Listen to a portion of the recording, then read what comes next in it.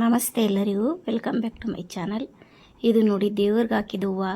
ಇದರಲ್ಲಿ ಎಲ್ಲ ಥರ ಹೂವು ಇದೆ. ಕಣಗಲೆ ಹೂವು ಇದೆ, ಮಲ್ಲಿಗೆ ಇದೆ, ತುಳಸಿ, ಬಿಲ್ವಪತ್ರೆ ಮತ್ತು ಜಾಜಿ ಮಲ್ಲಿಗೆ ಎಲ್ಲ ಥರ ಹೂವನ್ನು ಮೊನ್ನೆ ತಂದಿದ್ದು ನಾವು ದೇವರಿಗೆ ಎಲ್ಲ ಹಾಕಿ. ಮತ್ತು ನಾನು ಬಿಸಾಡಲಿಲ್ಲ.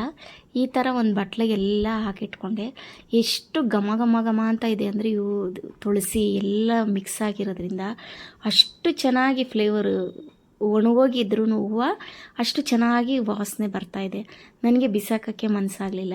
ಅದಕ್ಕೆ ನಾನೇನು ಮಾಡಿದೆ, ಇದನ್ನೆಲ್ಲ ಈ ಥರ ದಾರ ಎಲ್ಲ ಬಿಡಿಸಿ ಹೂವನ್ನೆಲ್ಲ ಸಪ್ರೇಟಾಗಿ ಪೀಸ್ ಪೀಸ್ ಮಾಡಿ ಇಟ್ಕೊಳ್ತಾ ಇದ್ದೀನಿ. ಇದು ತುಂಬಾ ಚೆನ್ನಾಗಿ ಇರುತ್ತೆ ಹೂವು.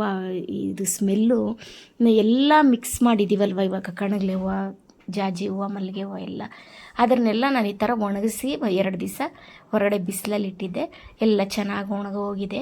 ಇದನ್ನು ಇವಾಗ ನಾನು ಪೌಡರ್ ಮಾಡ್ಕೊಳ್ತೀನಿ. ತುಂಬ ಚೆನ್ನಾಗಿರುತ್ತೆ ಇದು ಮಿಕ್ಸಿಂಗ್ ಹೂವು.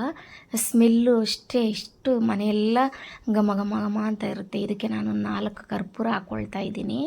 ಮತ್ತು ಒಂದು ಸ್ವಲ್ಪ ಇದಕ್ಕೆ ನಾನು ನಮ್ಮಲ್ಲಿ ಇರುವಂಥ ಸಾಂಬ್ರಾಣಿ ಪೌಡರನ್ನು ಮಿಕ್ಸ್ ಮಾಡ್ಕೊಳ್ತಾ ಇದ್ದೀನಿ.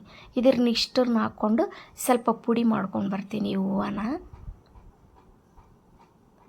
ನೋಡಿ, ಇದು ಪೌಡರ್ ಮಾಡ್ಕೊಂಬಂದಿದ್ದೀನಿ. ಇವಾಗ ಸಾಂಬ್ರಾಣಿ ಹಾಕೋವಾಗ ಈ ಪುಡಿನ ಒಂದು ಸ್ವಲ್ಪ ಹಾಕಿದ್ರೆ ಮನೆಯೆಲ್ಲ ಘಮ ಘಮ ಅಂತ ಇರುತ್ತೆ. ತುಂಬ ಚೆನ್ನಾಗಿ ಸ್ಮೆಲ್ಲು, ಮನೆ ಫುಲ್ಲು ಅಷ್ಟು ಚೆನ್ನಾಗಿರುತ್ತೆ. 1-2 ಅವರ್ ಆದ್ರೂ ಆ ಸ್ಮೆಲ್ಲು ಹೋಗೋದೇ ಇಲ್ಲ. Thanks for watching.